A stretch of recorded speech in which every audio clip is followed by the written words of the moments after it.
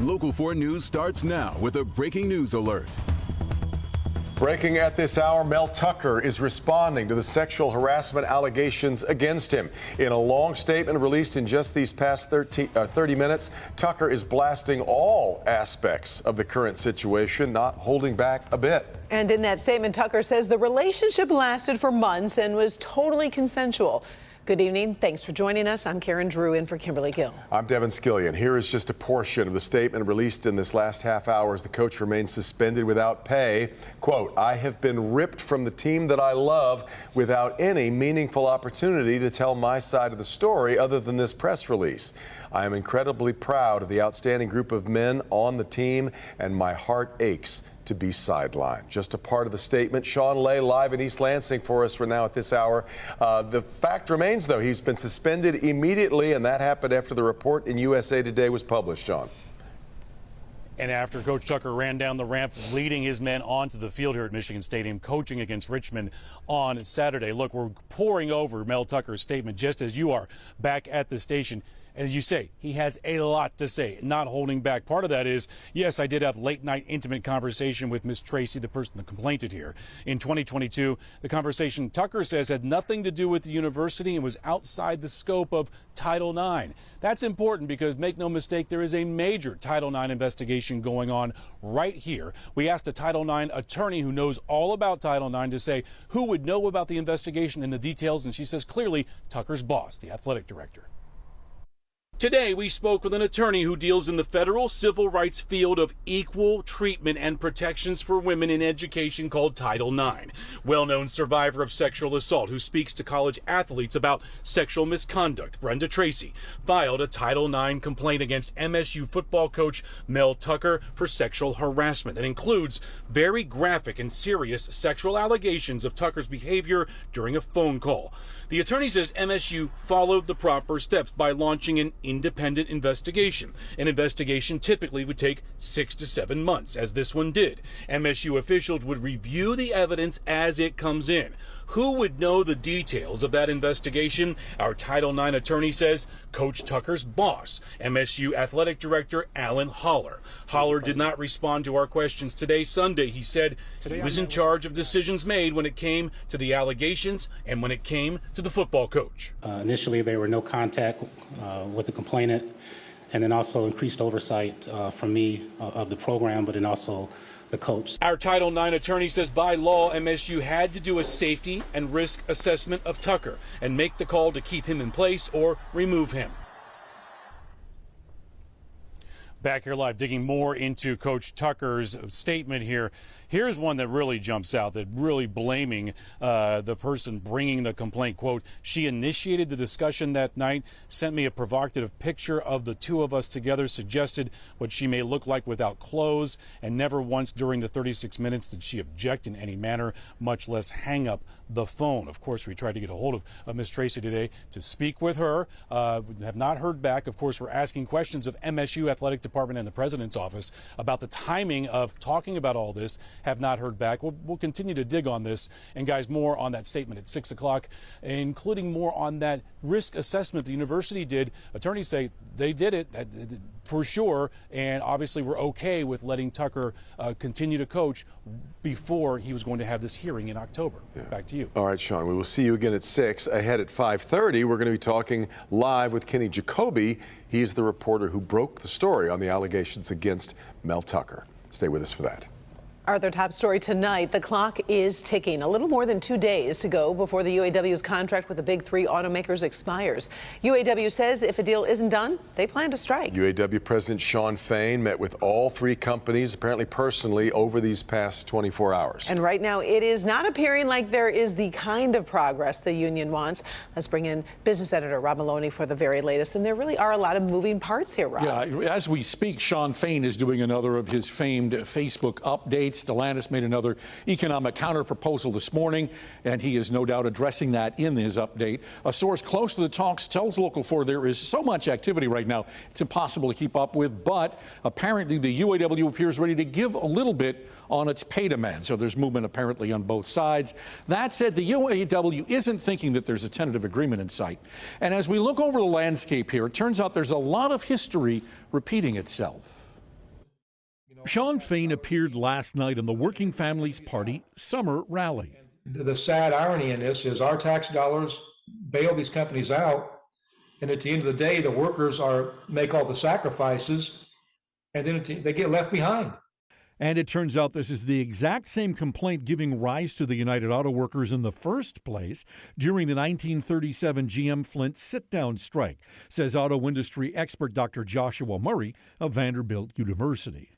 I would lean toward there's going to be a strike. Because today's post-bankruptcy profits largely mirror these scenes that came after the Depression ended. There were furloughs, layoffs, cuts in benefits, cuts in wages. And they saw that as part of this is what we do when there's trouble in the auto industry. But by 1936, profits had come back to GM. And what you heard was, this isn't fair. They've got their profits back. They're not giving us back what we sacrificed. Murray wrote the book Wrecked, How the American Auto Industry Destroyed Its Capacity to Compete. He reminds us all the auto industry is dramatically different today, especially when it comes to domestic three market share. It's down to roughly 42%. From its historic high of more than 90% in 1965, meaning the union may not be as strong as its rhetoric portrays. Cars aren't produced the same as they used to be, and so I don't know that leverage is there. Now, maybe striking against all three gives them similar leverage, but I'm not exactly sure. My hunch is that there's a little bit less leverage than they've had, and that makes it difficult. Difficult because the companies are not likely to agree to a lot that will hurt them competitively, like restoring pensions or a 32-hour work week. He also says, in retrospect, the 2019 GM strike didn't really move the needle much, as the union ended up agreeing to largely the original offer GM made after 6 weeks on the picket line. So we've reported, of course, on the GM authorization strike vote. What do we know about actual preparations for a strike? In the union halls all across the country, they're already getting the picket signs ready. They're talking about also how they're going to get their strike pay. In other words, you have to register to get your strike pay and things like that. There are day-long rallies all this week at very large locals across the country as well, and we're likely to see that happen here in Metro Detroit.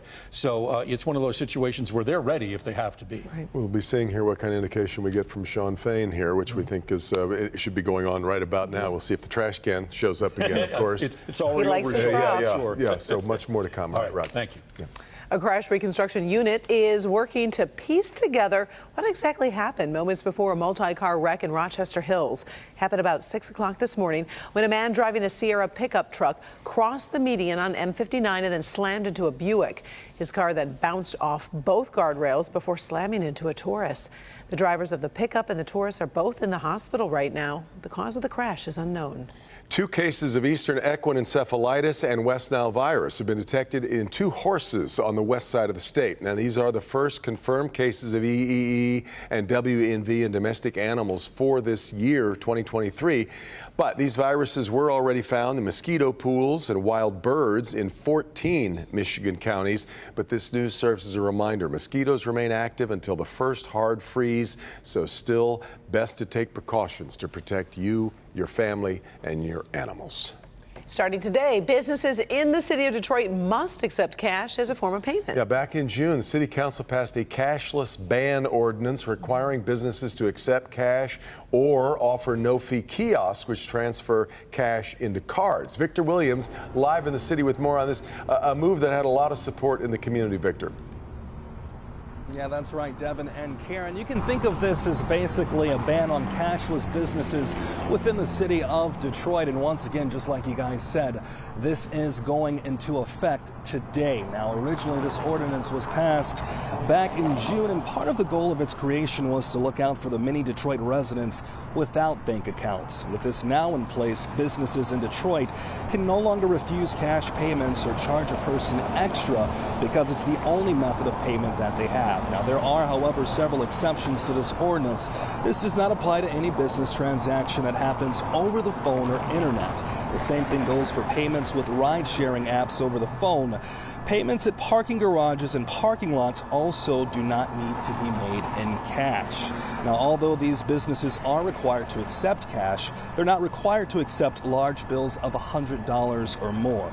If a business does not accept cash, they're now required to have a conversion kiosk on their premises that would allow the customer to place that cash into a debit card or onto a debit card for the transaction. Now, anyone found guilty of not abiding by the ordinance could face the possibility of being charged with a misdemeanor and being forced to pay a $500 fine, along with 90 days in jail. But remember, once again, all of this is now going into effect today. In the meantime, we are live in Detroit. Victor Williams. All right, Victor.